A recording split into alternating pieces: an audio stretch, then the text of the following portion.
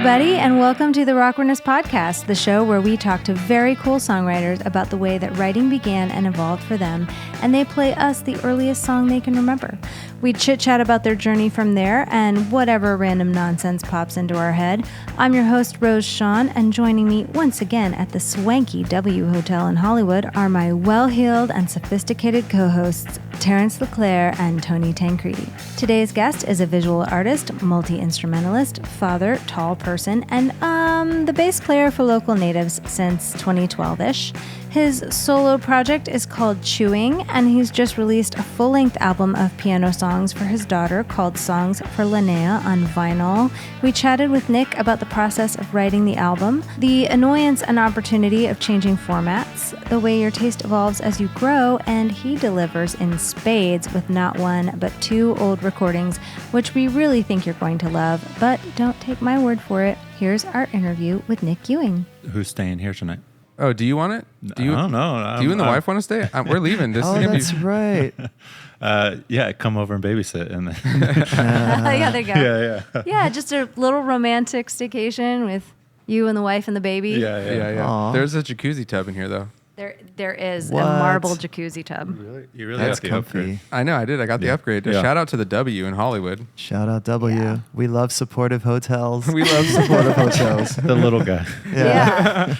By Yeah. the way, we're here with Nik Ewing. Yeah. Welcome to At the W. Rockwarness. Thank you for having Yeah, me. we're at the Hello. W Hollywood. I'm like, if I just don't look at Nik, I can see the observatory out the window. I'm observing the observatory, The which is pretty Griffith. sick. Yeah. I've always found it's great to talk about visual stuff on Definitely. podcasts. Yeah. Yeah. We usually do that for the first 20 minutes or Yeah. so. Can I show you this picture I brought? Yeah, please show me Oh, that show looks me a nice. photo album. Damn, did you draw Yeah. that? Could you show freehand. us your portfolio? But you are a visual artist, which is cool. A very good one. at Thank that. you. Yeah. What came first for you, visual art or music? Music. I grew up with music. Like my dad was in an 80s hair metal band. Nice. Oh, nice. So like one of my earliest memories is being like at his band practice coloring like with headphones on. So What's the sick. band Yeah. called? They're called Paris. Yes. Like shout out My Olympics. birth city. Really? Yeah. Yeah. Oh. Oh That's- wow. Hey, I love it. That was the era when all the bands had like different city names, right? Boston, Totally. But then Europe was just Chicago. like, we'll just be the whole continent, bro. Yeah. Remember the wave like 15 years ago when you tried to have a band name that you couldn't Google? Yeah. Yeah. Like it feels like the original of that. That's true. Yeah. We're called Paris. Like Yeah. the city? Exactly. Yeah. It's so cool though. I've fucked that up with like literally every band I've ever been in, where we just choose like the most ungoogleable name possible, not on purpose. It didn't work. It didn't create hype. Or it No, worked. No. I don't recommend it. It was like reverse hype. Yeah. yeah. I don't know how Chick ever managed with their 3 exclamation points. Yeah. It's, Yeah. yeah. Wait, so what'd your dad play and what was the music? He was, you can guess what the music was. Yeah. It was like hair metal and like power ballads. Yes. Oh my God. He was a drummer. Oh, sweet. And then there was like a piano in the house and I like taught myself how to play the piano. Nice. And then I took lessons. But it was always music first. Kind of over time, I think like early MySpace era, Yeah. I really got into design just because I was like, how you presenting the music to me is like almost as important as the music sometimes. Oh, like yeah. I feel like I Yeah. fall in love with album covers. I'm like, I'm going to buy that and I have no idea what it sounds like, or I did before. Oh, Yeah. 100%. Spotify, you know. 100%. Oh, yeah. That's like a 100%. lost art. I just remember Radiohead, especially like in the 90s, I was like all about just anything they put out because they'd go all out with like those interesting albums. Like I remember like Amnesiac had like a book or something. yeah. And just, you know what I mean? Yeah. Like, Yeah. but that's so cool. And it's funny you brought up MySpace because it's true. We talk about how MySpace was so Well, we talked about MySpace friendly with for Kelsey bands. specifically. Oh, really? Actually. Yeah, Oh, yeah. Yeah, how he met his wife. Oh, no, not, I'll tell his stories. yeah. No, it was more about like how early Local Natives made all these connections through MySpace back when you could do that. Yeah. Did you mod out your page and Oh, stuff? totally. Like how you like skinned it and like the Yeah. background. Yeah. And it was kind of wild. They just let you do like any. I also like learned code. I feel Yeah. like through that. Oh yeah, we all And did. some pages HTML. were like they would like crash your Internet Explorer. Yeah. But then it's like learning how to do that like tastefully or something. You know? Yeah. Oh yeah. That's so cool. No, it was cool. I mean, it was basically just free web hosting. Yep. Yeah. And yeah, I bet your MySpace page looked sick. Is For it the still era. up?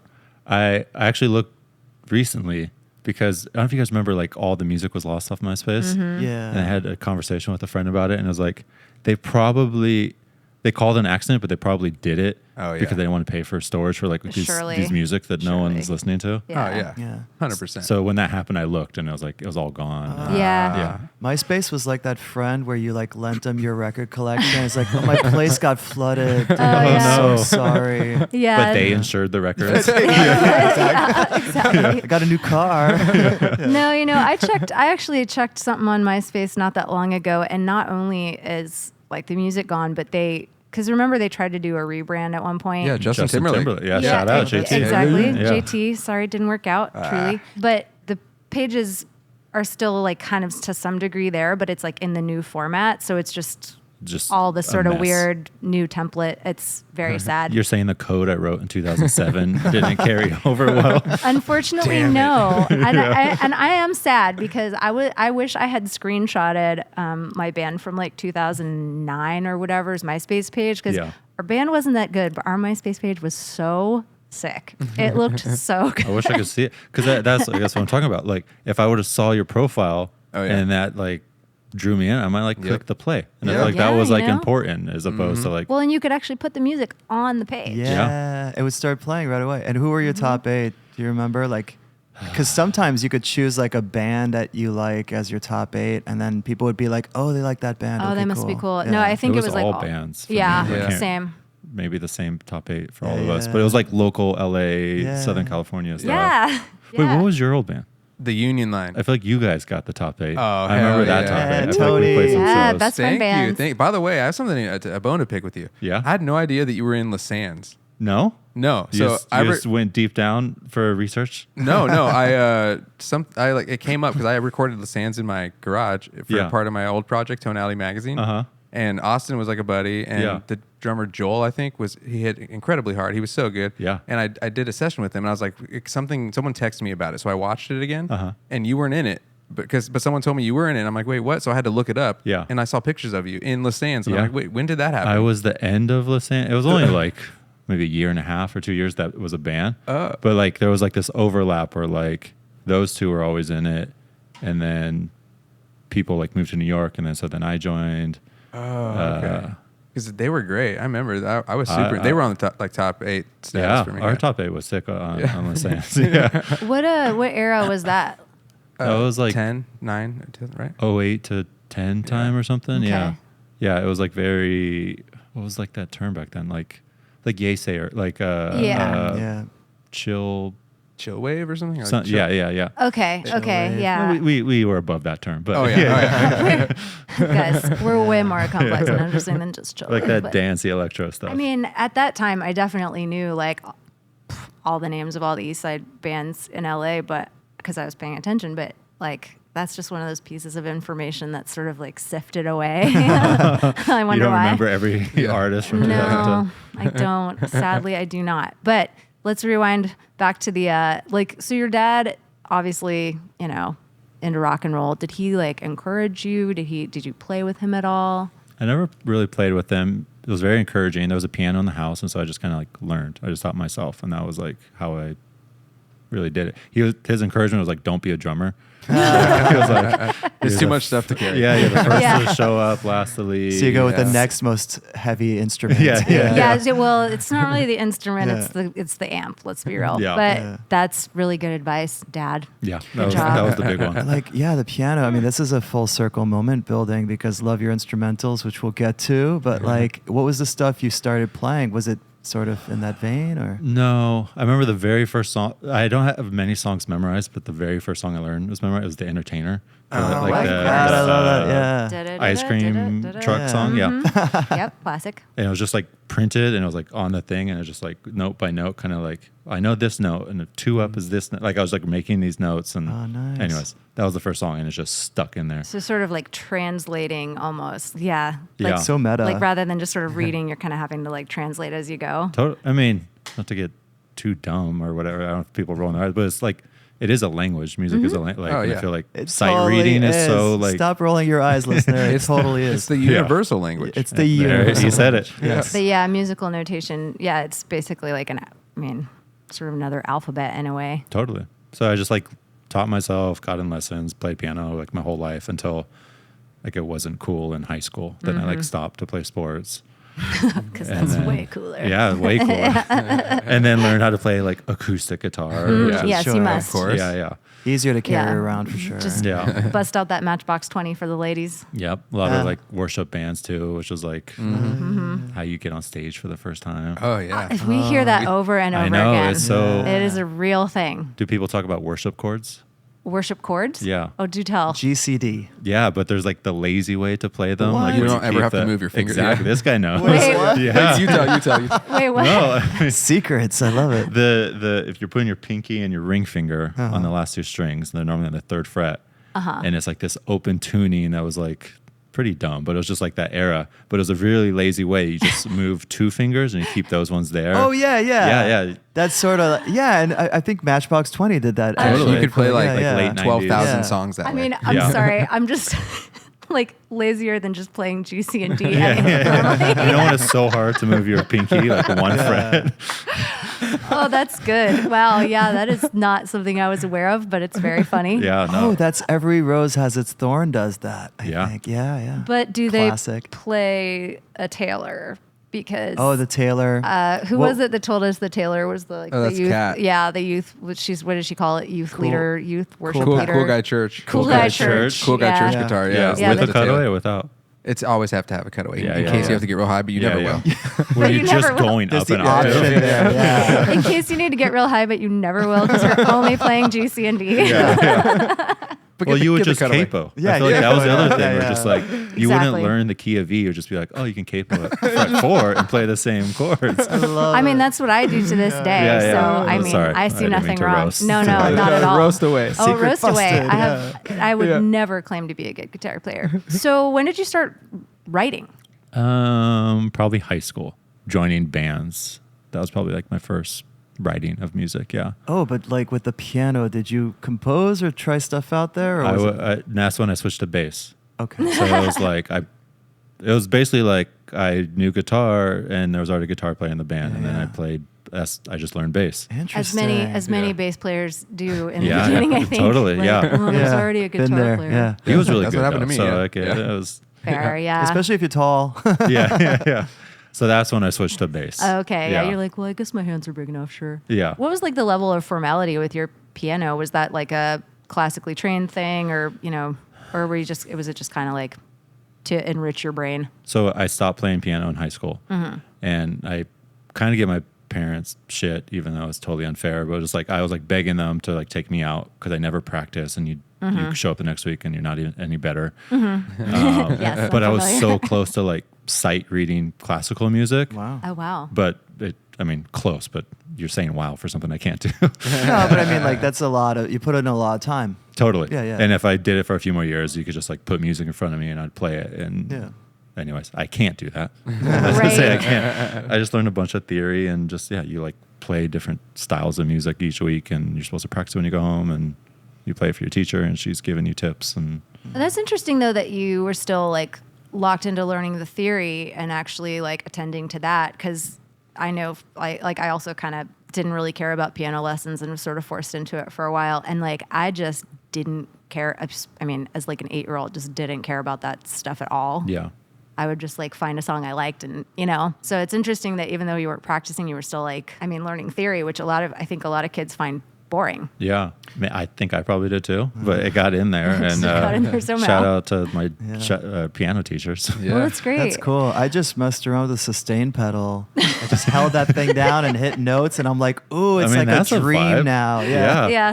Yeah, that's Like my whole reverb, technique. basically. Yeah. Yeah. So, what kind of like, I guess, subcultural group were you identifying with that piano wasn't cool? Athletes. Like I really like sports. I still do, and I was never great, but I was like, I'm going to start playing in high school, and then it was just like you have 2 practices a day or whatever. It just Yeah. eats up Yeah, all it's your a free lot. time. Yeah. Oh yeah. And so that's when it stopped. And then What was your sport of choice? it was basketball and football. Tall people. So people, Especially at that age, it's like if you're any tall, it's just like you're on. The yeah, team. yeah. Yeah. There's not enough tall kids in your Yeah. average high school. So if you're tall, Yeah. you're playing You're in. basketball, buddy, whether Kids you are want to getting or smaller. not. Yeah, kids are getting way smaller now. Have you noticed? Oh yeah. Yeah. It's insane. Just the news. I love that. That's news. Anyway, go Is back. that like real? Like, Yeah. So the future is tiny. The I'm just future's saying. tiny. Tall I didn't people are done. know. That's so funny. Okay, so like you were like, piano, whatever. I want to play sports. Yeah. Were you at all interested in being in a band? I mean, you said you were playing like acoustic guitar. What, That's like, when I started doing like worship band. So at the same time, it's like the bar So to cool. Yeah, really cool. But like the bar is so low. Like these 3 chords, cool. Get Yeah. up there, like play "Jesus Loves You" or whatever. Right. And then end of high school is when I started joining bands, and it was like kind of punky. I grew up in San Diego, so everything was like under the shadow of Blink-182. Yes. Okay. And then actually, I was talking to my bandmates about this on tour recently. We were talking about like our very first bands, and I wanted to get us all to like find the old recordings and like we're gonna like play each other's stuff because I was like, as we were talking about each other's bands, I was like, I feel like mine was pretty cool. Oh my God, But it's probably please. pretty cringy. But it was like the guitar player was super into Tool. Nice. I was super into Mars Volta. Yeah. Oh, Uh, cool. The drummer was also into Tool. Good. And the Great. singer was into AFI. And it was like this like Whoa. proggy, like we had like 8-minute songs that Nice. Excellent. Just all kinds of weird time signatures. Excellent. and totally, stuff, yeah, we had like a 5/4 song. And Of course. yeah, do you, totally. Do you course. recall any titles? The Silent Reverie. Was that the Very- band name? 'Cause No, that's- that was that's a song. great That was a band song. name. That was a song name. Yeah. What was the band name Yeah. actually? Amaranth. Nice. Oh, that's okay. good. All right. We were very This is heady. serious. This is heady musicians, stuff, yeah. And you have recordings of this still? I have that on CD. Okay. Definitely. We I can gotta splice drop it in, that- maybe? Yeah. Oh my god. Are we gonna hear some Amaranth right now? You Is that might be okay? able to. Yeah. Okay. Hold on. Let's We're gonna do splice it in. I Let's gotta do put it. on my eyeliner real All right, quick. here we go. Okay, here we go.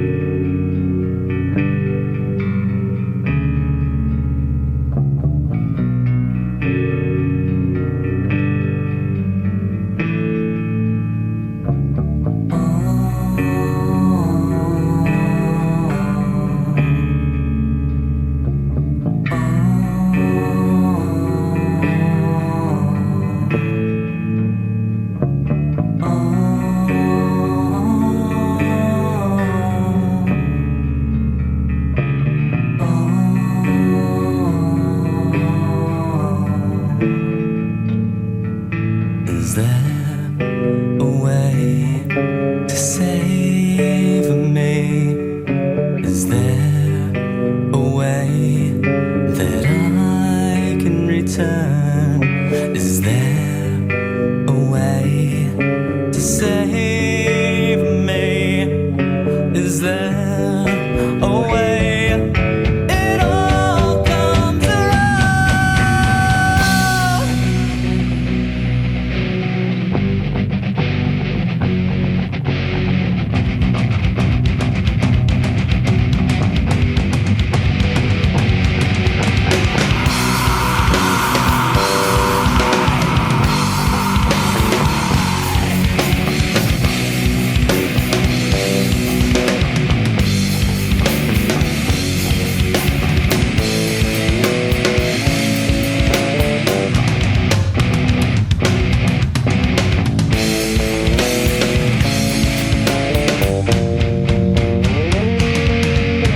Seconds tick away. Panic now. The hour's drawing in. Yeah. Oh my gosh. That's my stuff. So that's like Stands up. It stands up. Yeah. so that's like end of high school. Yeah. So when you first started playing guitar though, like what were you into? What kind of songs were you trying to play? Like Bright Eye songs. Oh, like yeah. Folky emo. Where Excellent. like Well, it's wait. kind of like Americana and like weird chords or something. Mm-hmm. Yeah. What Bright Eyes era was that? Because I mean, Lifted was a sick album. Oh, I Oh my would God. ride for Lifted. Yeah. Yeah. Yeah. It was Fevers and Mirrors into Yeah. Lifted. I remember when like Lifted came Nice. out and it was like, and then Yeah. he had like the Road song, Lover I Don't Have to Love, like Yeah. kind of hip hoppy. Well, yeah, in LA that blew up with Indie 103. That was like, Rest I in remember, peace. yeah, R.I.P. Yeah. Indie. But like that was when I first heard that song was on Indie 103. I'm like, who is this guy? And playing Rhodes and stuff like. Yeah, I remember early to mid 2000s, Bright Eyes was definitely, if you were sort of liked Americana, but were like, had discerning taste. But it also was like, I mean, in terms of punk and emo, he was doing that, but like in an acoustic way that was kind of, it was interesting because he had like the angst of emo, but not Oh, really 100%. like, Yeah. not the Yeah. power chords of emo No. necessarily. I Very saw interesting him at the chords. Hollywood Bowl with the LA Phil in like maybe I don't know, 2007 or 8. And I was at that show. Yes, it was dope, wasn't it? Yeah. That It was like Casadega era. Yeah, that was awesome. Oh. Yeah. He did a show like Fonda's, right? We can see Fonda from our window, listeners, at the Henry Fonda Theater in Hollywood on Hollywood Boulevard. But he has a show. I think you can find this on YouTube. 2002 show there where he just had like, he was Arcade Fire before Arcade Fire. Like he had like 30 people on stage with him. Yeah. Like just doing songs from Lifted and stuff. Yeah. I That do was really sick miss era. the era with like where like everybody had, you know, a string section in their band. Yeah. Like every rock. Like a huge band. I really You enjoyed could afford that. it back then. Yeah, maybe, you know what? Touring's too Maybe that's expensive. what it- yeah. That's probably what it is. Yeah. But yeah, Polyphonic I miss spree. that era. I miss Yeah. that. Bring back the cellos, I say. I'd be so down. There's still a soft spot in my heart for Connor. Yeah. Yeah. Oh, Oh, absolutely. yeah. He did like a protest song in like 2003 about George W. Bush called When the President Talks to God. And I was just like, oh, slam. I remember that was like, man, this is giving so many early 2000 vibes right Oh, now. I can keep going. I remember that. That was 'Cause that era, he yeah. played it like on Letterman or something. Yeah. And it was right when I'm Wide Awake came out, and they're like, oh, you should play Yeah. a song from that. And he's like, no, I'm going to play this Right. George Bush protest song. Yeah, not First Day. You sure? Yeah, you sure you don't want to play Change a your mind. single? No? Okay. It was pretty tight that he did that. Yes. Yeah. Oh, yeah. Yeah. Mad respect. Yeah. Yeah, no, I mean it's kind of got like Sinead O'Connor ripping the Pope picture Yeah, vibes. yeah. So let's talk more about your old bands. Tell us more about your late high school bands. What else do you have to offer there? mean, what other that's- fantastic song titles, perhaps? Oh, man. Then it was like lazy stuff. It was like Noah's song or something. Like he came up with the riff. So that was like, That's cool. Every band had one of those. remember other Yeah. song Yeah. titles from that band. After that, it was like more. That's when I started like writing a lot of my own stuff, and that was a song I sent you. Where it was like, then I started my own band, where I was singing and trying a bunch of different genres and see what like fit and what I liked and stuff. I kind of did like the folky Americana thing. Then I was like back to piano. I was like Beatles, Elton Johnny, piano pop type of like 60s piano pop type of stuff, and then went Yay Sayer Dancy, and then went You and everybody else, honestly. Like, Yeah, remember yeah. there was that whole like just Americana was so popular, and then slowly like the synth pop started to like infiltrate and take over, and Yeah. like all of a sudden it was like chuggy to be an Americana. yeah, Like we all play synth now. At least that's my recollection. just turn on their arpeggiator and like, oh, Exactly. yeah. holding down the Right. G, C, and D again. yeah, Precisely. Yeah. See, I know. you've Yeah. done this It's before. funny. Yeah. GC&D is like playlist 1 on Casio or something. You know what I mean? Yeah. Like, you just hit the demo 1 or whatever. Oh, like, right. on Yeah. whatever synth you got. Yeah. Oh, I got a quick question about Amaranth. Did you continue from the MySpace, like doing cover art, and were you kind of creative director of that situation too? yeah, kind of like thing? the Lissands Yeah. artwork. I made all that, and Yeah. then like it started to turn into like other artists or bands would see stuff I did, and then I would slowly like do their stuff. Or That's so cool. mostly like every band I've been in, I've done like the covers for. Like it was just like this Yeah. is, I don't know, very important to me.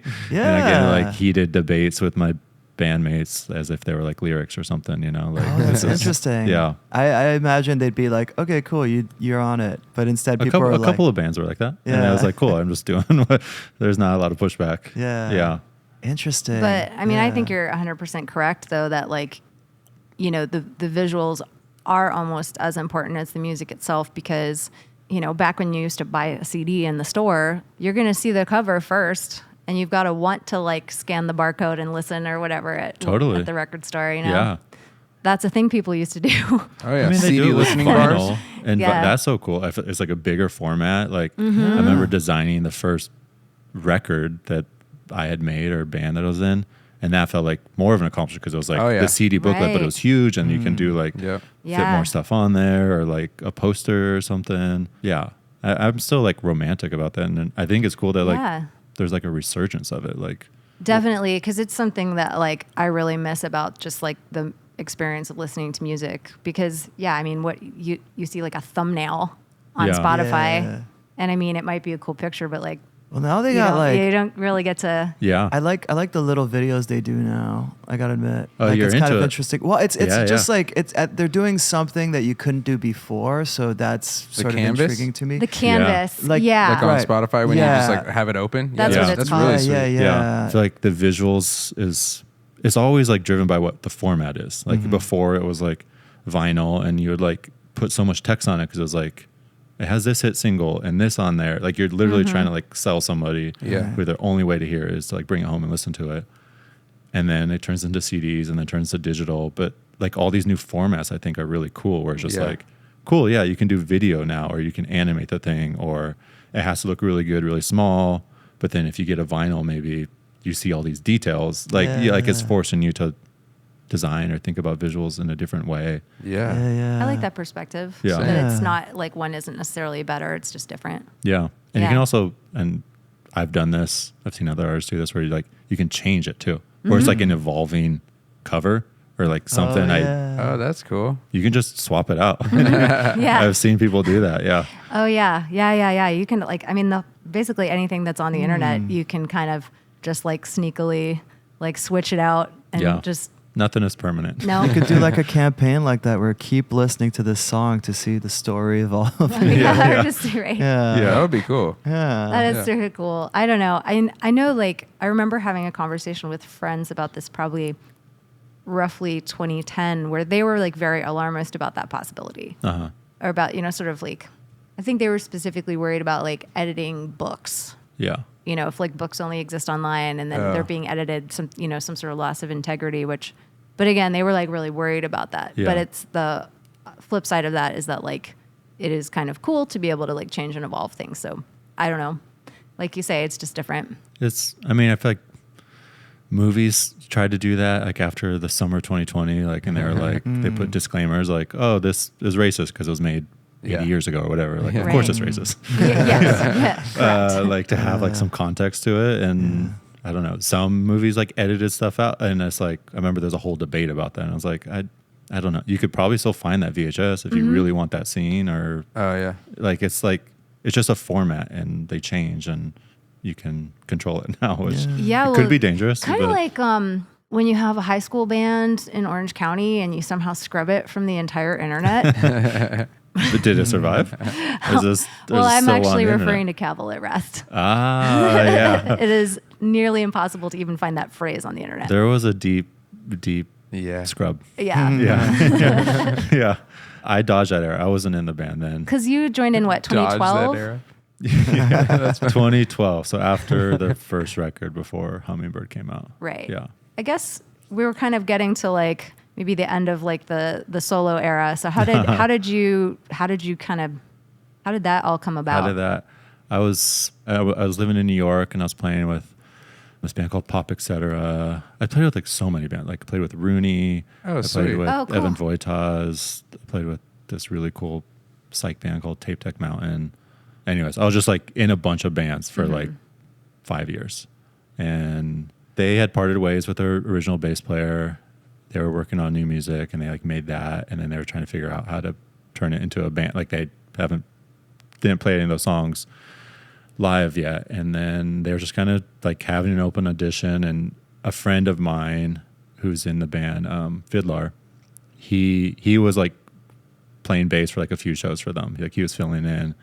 And then Fiddler was like taking off and he was like, I want to do my band. Like they asked him to join, I think.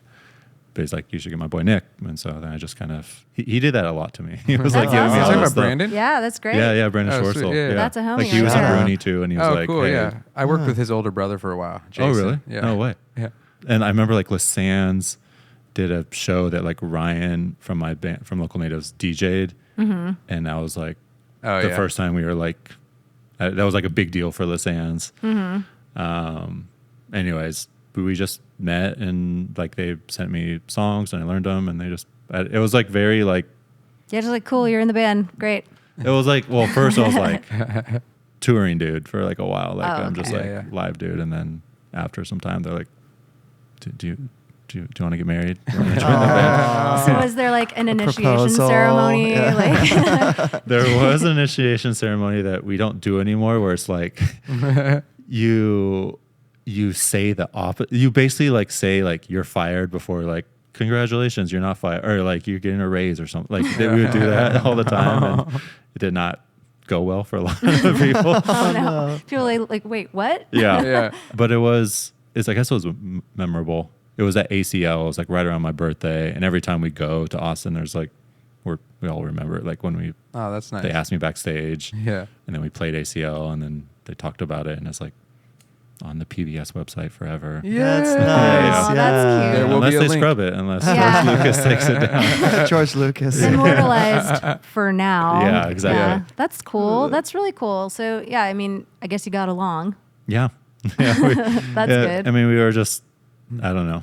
We were on the creative same wavelength. Like, Yeah. first I was just a touring dude, and then I would like back to visuals. Like, I would do like a t-shirt, or like I would do like remix artwork, or I made a music video, or we would work on music together. And it was just felt pretty natural, I think, for all of us. You Yeah. just fell in. Yeah. Yeah, you were really offering a lot of bang for the buck. Oh, yeah. Yeah. Just like Doing a- everything. Yeah. truly an asset. Did you do the cover art for Hummingbird? I did not for Hummingbird. Matt did the Oh, artwork. okay. for Shout out, Hummingbird. Matt. I love you, Matt. Matt's a great designer as Yeah. well. He did that one. Because it's that kind of collage. It's very collagey. Yeah. Yeah. Yeah. Cassette tapes are making a comeback. Yeah. Yeah. Just cool. Are they? Yeah.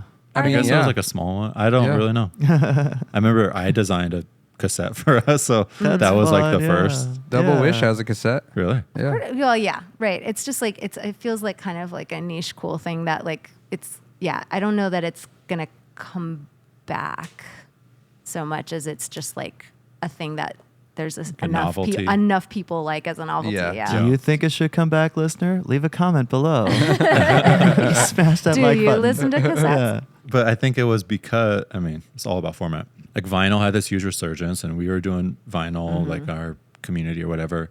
And then like Taylor Swift and Billie Eilish do like 10 variants. And so then it was like, which I guess is good for music.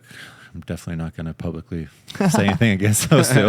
But then go ahead. it turned smaller artists to be like, all right, what's like a new format that we can kind of do? Or like, I don't know. Like, I feel like it's almost like gentrification, where it's like you move to Williamsburg, everybody else moves there, and they're like, all right, cool, I'm going to Bushwick now. And then everyone else, like artists keep moving and keep doing different stuff once it becomes, I don't know, too mainstream. Yeah, I kind of get the sense that like maybe some indie artists started doing cassettes because like, you know, somebody found like a cheap way to do it, but then it got like hip enough that it got expensive again.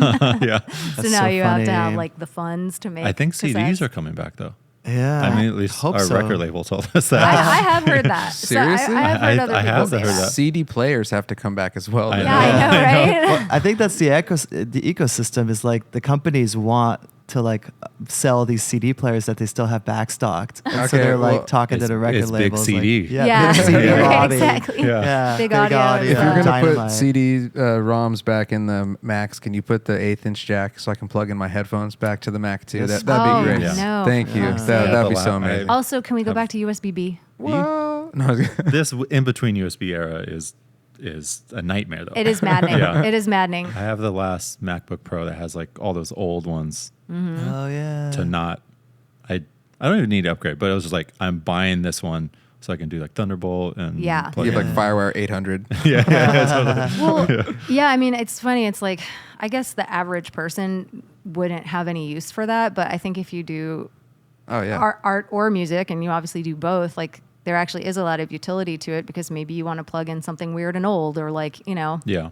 yeah. Or just the other part is you have to buy like $2,000 worth of new hard drive. Like you'd have to transfer Yeah. them onto new ones to like use. Yeah. You know what's trippy about it? It kind of works in with the visual aspect because I think what's happening is people want to experience music in different ways. And so, like, bringing back the old formats is like sort of an easy way to do that. It's like, oh, I'm going to listen to it on a cassette tape, and then here's the experience of listening. So it's kind of like the visual experience of an album. It's Yeah. like, oh, what's it like listening to Fleetwood Mac on a record, you know, instead of like, you know, on Spotify or something, you know? Yeah. Right. So it's kind of it's funny how it all ties in. It's like instead of just visual, it's experiential now. Yeah. You know. I mean, I can go on and on about format. But like, I remember when Frank Ocean put out Blonde, he had like a zine. And then I wanted to make a Yeah. zine. Yeah. It was basically just like a huge like booklet. but it was like, oh, like it doesn't really like just because you're supposed to have this like insert in the vinyl, that's what you're supposed to do. But you can like do different formats, and it's like really that listening experience, at least to me, like as a listener and artist I love, where you're just like, you sit down, you put it on, and you're just like combing through everything, or like reading the liner notes, or like the lyrics. I remember writing the first like thank yous, and that was like because I remember those. I read everyone's thank yous and was like, oh, they shout out that other artist, or I wonder who that is that they shout out. Oh yeah, and like I get to write one now, and like no, the people I shout out probably never even read it, but it felt like important. Like, oh, I get to like do a stamp of time of like, this is who helped or was important to me. That's really nice. Yeah. Well, I think what, like, this just popped into my head. Like, I think what was kind of significant about it too, like before social media, is now like we have this ability to share so much about the process. Like, you know, somebody who follows you on Instagram is gonna, you know, have seen maybe videos from your recording session, probably pictures of your producer. You probably tagged your producer. You know what I mean? But like before that, it was fairly opaque. Yeah. Unless you like had an article in a magazine or something. Yeah. So reading the liner notes was like, you know, just this like little bit of information that could like make the listener feel closer to the artist. Yeah. And it definitely, at least for me, it alters that first listen, especially like something I love or something. Oh yeah. I do love when artists like disappear and then they come back. But I know fans of my band, same thing. Like they've seen snippets online, or like we posted a snippet, and it's like we're supposed to, our label says we're supposed to do those things to keep engagement up, and but it's like I don't know if that's the best first experience to that song. Like I would probably not want that to be, or maybe it is. Like maybe I lost my shit like watching a live stream of Frank at Coachella last year, and I'm just like, someone's holding up their phone and I'm just watching the live stream, and that's how you consume music now. Or J. Paul's first like live performance, like same thing. I was just like, the worst audio quality, the worst shaky phone, but I was like, I wanted to see that moment. And I mean, the omnipresence of the phones is such a like double-edged sword. Yeah. I feel like it's a John Cale world now, where everything's like meant to be consumed through tiny telephone speakers, and everything's crunchy and shitty and crappy, and it's like it's a John Cale world. The rest of us just live in it, basically, or consume its content. But I want to. So like, this is Rockwardness, where we talk about the first song you ever wrote. So like, what is like? Did you have a song prepared? I know we heard the amazing Amaranth one. That was it. That was it. That was the song. Yeah. Oh, sweet. All right, we'll just cut that part out. Well, if you don't want to cut out, the one I sent you was the one I'm far more proud of. Oh, okay. Yeah. Okay, yes. Tell us about this one then. Okay. And keep everything I just said, because it's Rockward AF. Yeah. Done. This was like in my piano 60s pop era, back to the piano. But it was like, also like, this song was really old, and then I recorded like 4 versions, and the one you're going to hear is the last final RIP version of it. But then I recorded strings and horns, and like just like try to go nuts and like layer all this stuff on there. Kind of like Brian Wilson a little bit. It was very, very Beach Boysy, Beatles, Pet like sounds. 60s. Like you can hear all the influence. Like Sweet. Yeah. Shall we listen? Yeah.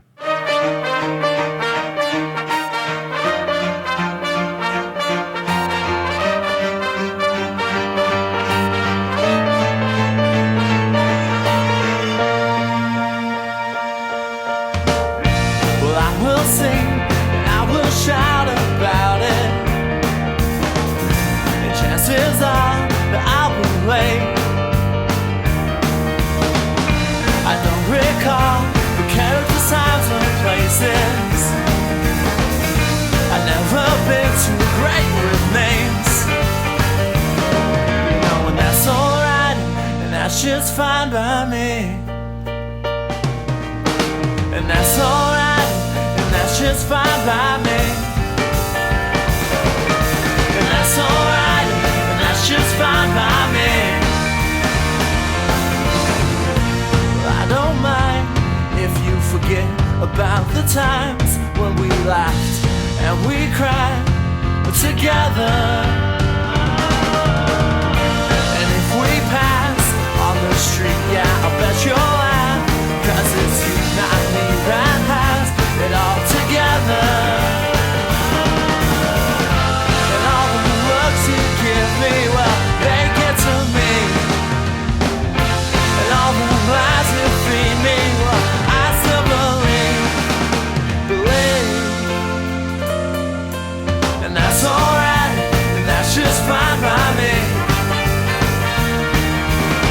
that's alright, that's just fine by me. And that's alright, that's just fine by me. And that's alright, that's just fine by me. By me. I will sing and I will shout about it. Chances are that I'll be late.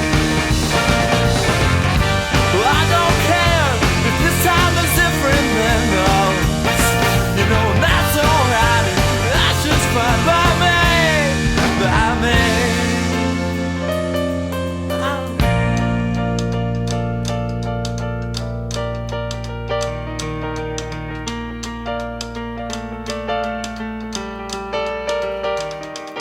And that's alright. And that's just fine by me. And that's alright, and that's just fine by me. And that's alright, and that's just fine by me. You know, that's alright, and that's just fine by me. By me. And that's alright, and that's just fine by me. That's alright, and that's just fine by me. By me.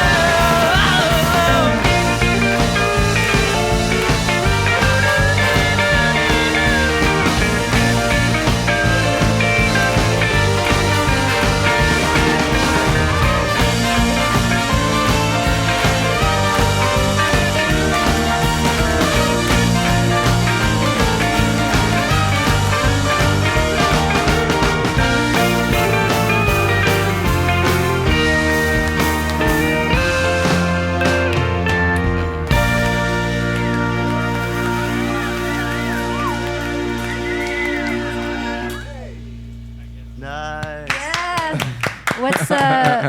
What's the name of that one? Together. Together. Yeah.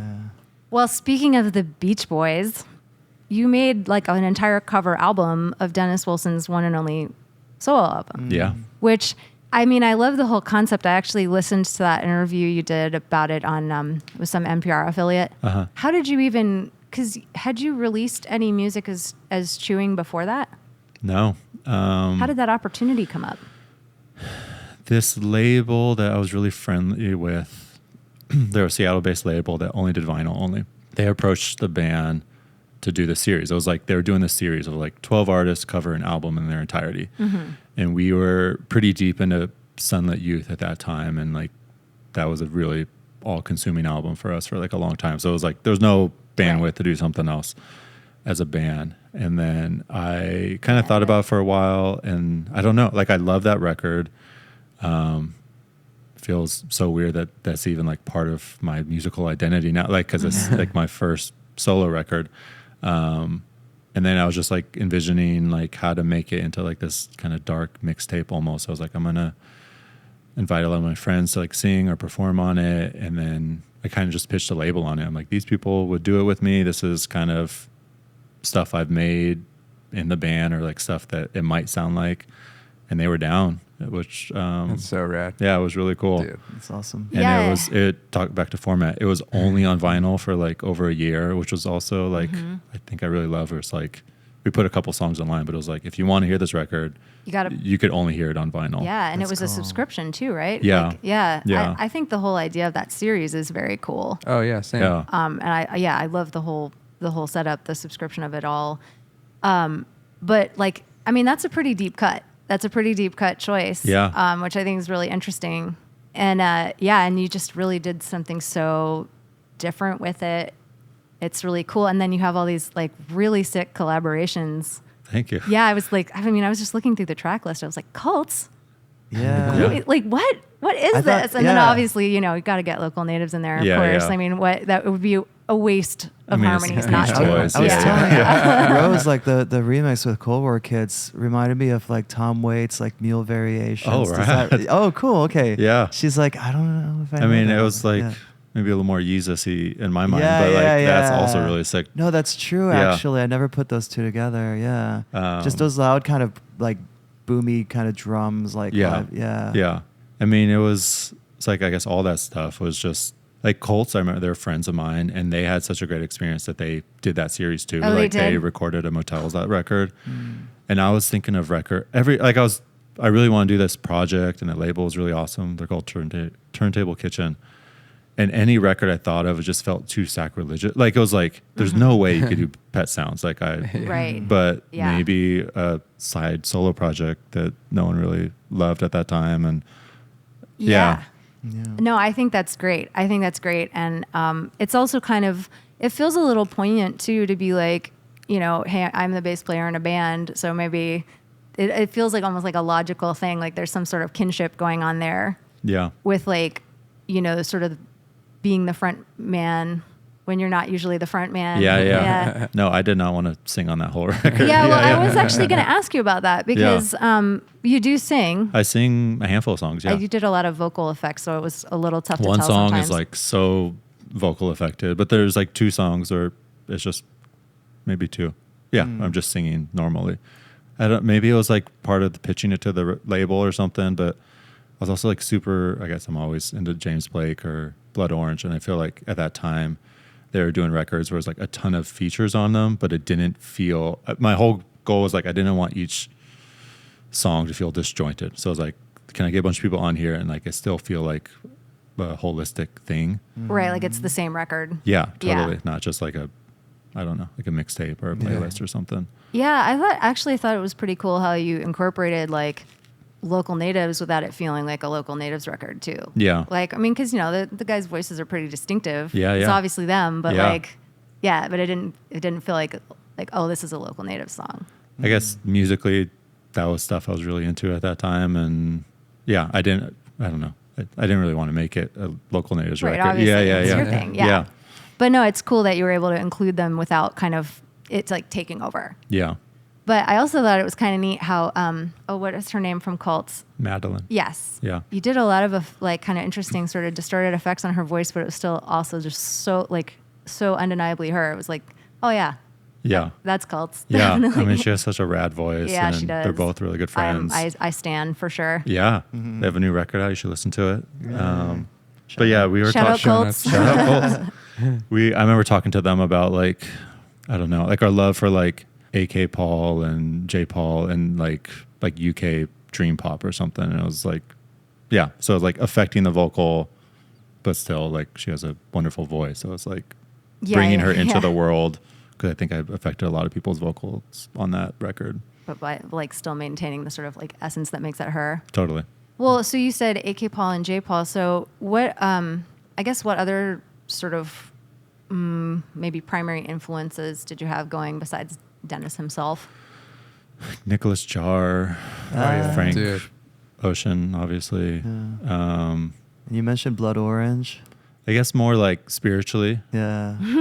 Spiritually. And Cat Power spiritually, because I love all her covers, and it's like Oh, yeah. that was like definitely a North Star, not sonically, but just like Yeah. sometimes she just takes the lyrics and like nothing else, and it just like abandon the melody, abandon the chords, and I'm just gonna like basically write a new song. And like I did that on a couple of these songs where it's just like a couple with Ryan where it's just like by name only is a cover song, but there's Yeah. the melody, the chords, like everything else is That's different. cool. Man, yeah, Cat Power is definitely like the queen of covers. Yeah. Yeah. Cat Power is your spirit animal. Yeah. For cover songs, definitely. Yeah. And even on this record, I just put out my other solo record, which is like, there's a Beatles cover, and it's just like, I don't know. That song's probably been covered a million times. I'm not trying to say I'm original in my interpretation, but I was Yes. like, I was really interested in doing it a different way. This is not quite a non sequitur, but I am curious. Is that era that the original Pacific Ocean Blue album, is that like the era that Dennis was hanging out with Charles Manson? It was after that. Okay. I know. He was with Christine McVie at that time, right? Yeah, it was. So Oh my like gosh. I sampled Christine McVie on that record. Like it's the first voice you hear on that record. Like that, Oh. like That's right. I don't. Oh, she Terrence's said wife is something going to be like, excited about Yeah. that. yeah, Huge I don't Christine know if fan, they're. yeah. Let's hope their lawyers aren't listening to this podcast. I did They probably not are. sample anything ever. Yeah, no. What? I also it's just like one of my favorite samples. I use it on like a local natives record too, but it's like that, like she said something, it's like a demo of a song she wrote for Dennis. Right. And it's on YouTube. Yeah, And yeah. she said something like, I don't even know what it means or something. Yeah. And it was like her talking before she was recording this demo. Oh, so cool. Anyways. That is also a deep Yeah, cut. yeah. Like, But like very I've deep used cut. that on our band Yeah. recordings. That was and like, stuff. yeah, he was the love of her life, I think she said. You Yeah. know? Yeah, very profound relationship. Aw. Yeah. Yeah, I mean, he's also just sort of a tragic figure, really. Yeah, totally. What I a mean, way to even go. that record, because I really got into that record. Obviously, I covered it and yeah. I kind of like learned everything about it. But even like Brian kind of was like really disparaging of that record. Like he just like publicly was just like, this is like not a good record or whatever. So Damn. wrong. But then like later in life, after Dennis died, he said he like, it was just like that weird when he had like that life coach that like took over his life or whatever. Yeah, gosh. Yeah. Anyway, so like it makes it even sadder of a story. Like the whole like I know. he put this record out, didn't do great.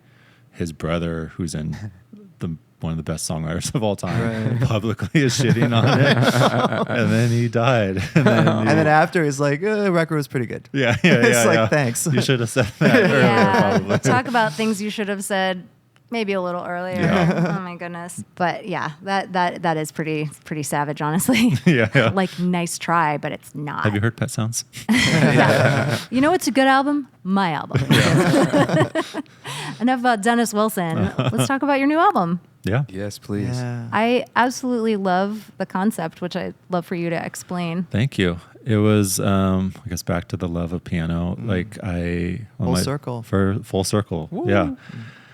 When my daughter was born, she was my first, I only have one kid, first child. When she was born, I was just started playing piano daily again. And I was just like playing it for her. She would like fall asleep in my arms. So it was like just like one-handed stuff, or like then I would like just record all these voice memos, and I was just trying to capture that feeling and from that time of the life. And it was just mostly like I was like, oh, I'm just gonna give her these files one day or something. And then I started going through it, and I was like, I really love this, I like this, that one's okay.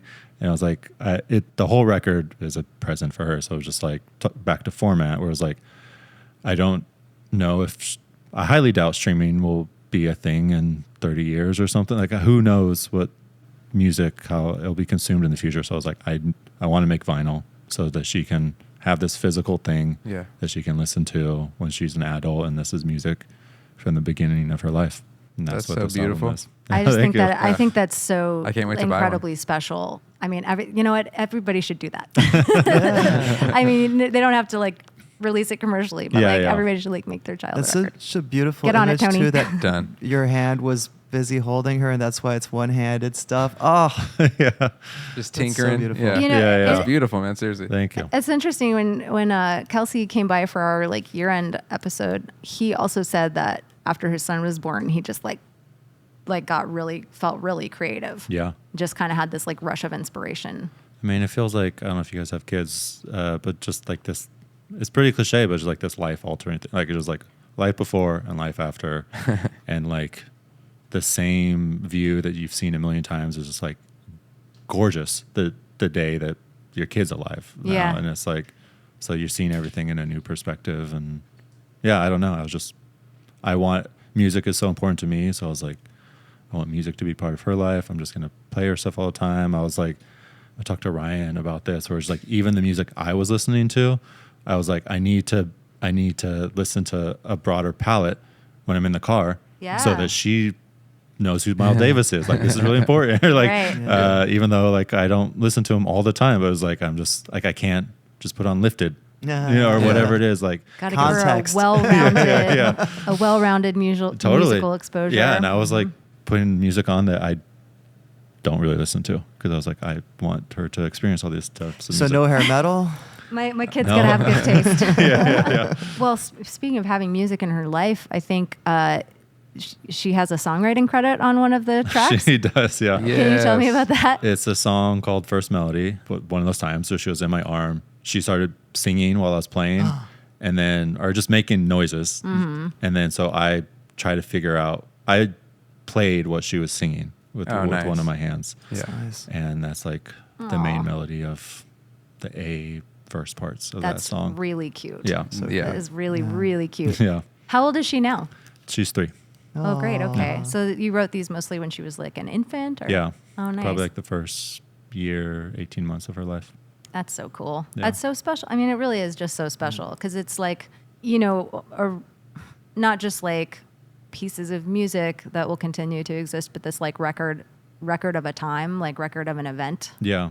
Which I think is really neat. And I mean, certainly for you, it's always going to be like evocative of this like special time with your first child. Ugh, Yeah. Love it.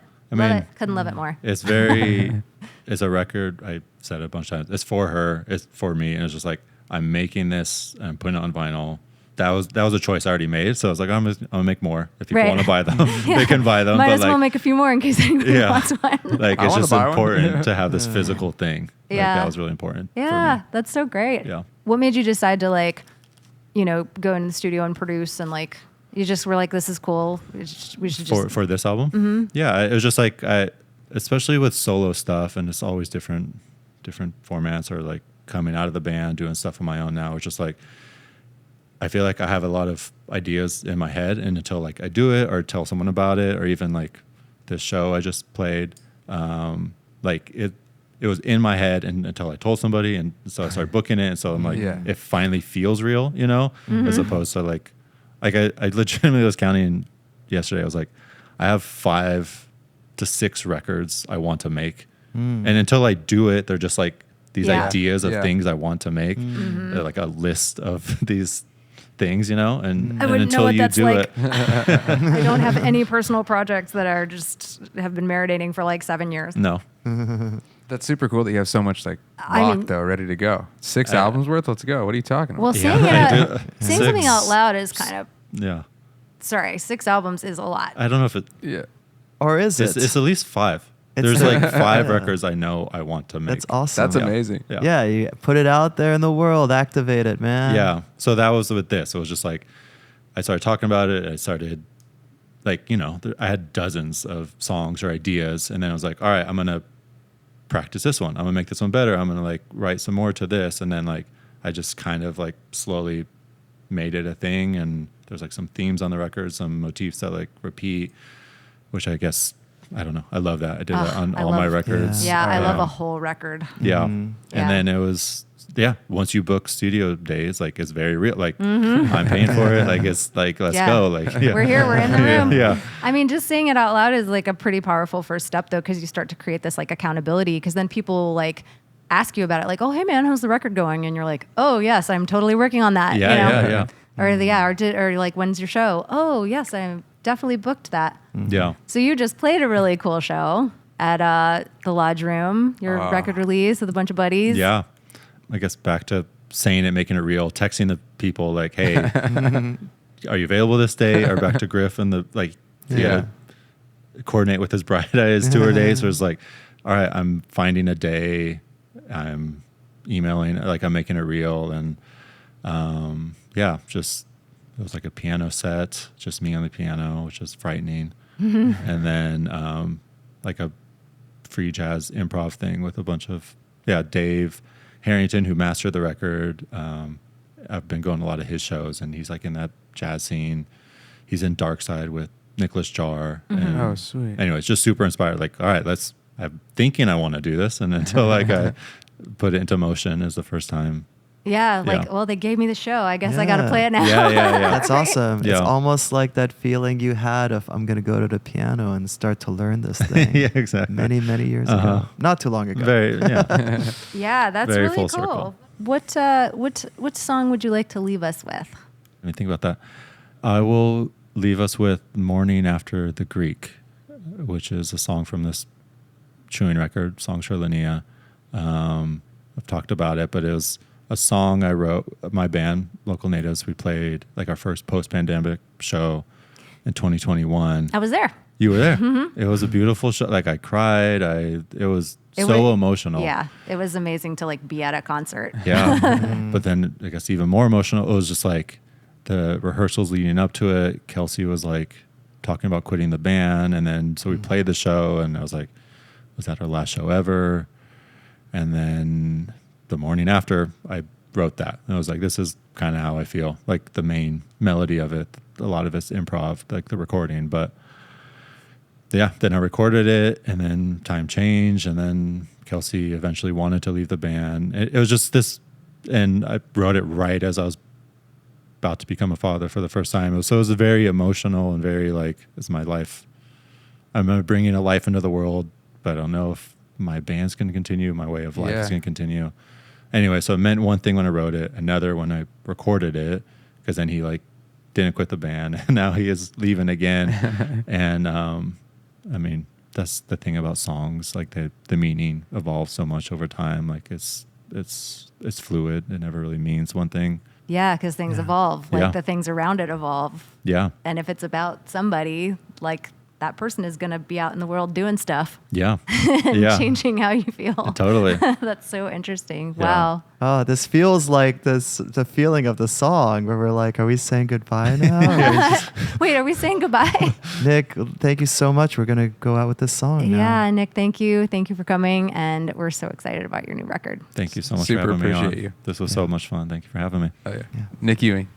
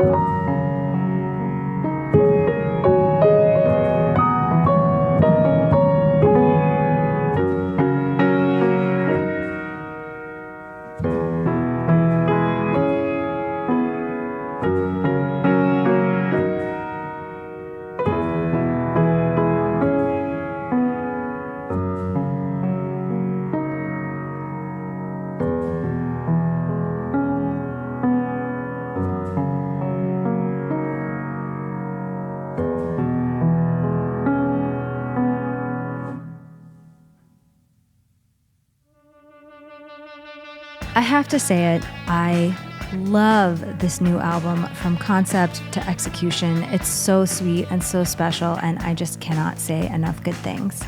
Nick just did a release show at the Lodge Room last week, and I wish I could have been there. What a perfect venue for this whole vibe. Songs for Linnea is the big news, but I'm sure you'll be hearing more from local natives soonish. You can and should follow Nick on Spotify and social media. You can check out his design work on his website, chewinginc.com. We'll put all the links in the show notes, and while you're scrolling, you might as well follow us if you're not already, especially on the podcasting platform of your choice, because we still have a bunch of great episodes coming your way this year. Thank you for listening, and we will see you next week.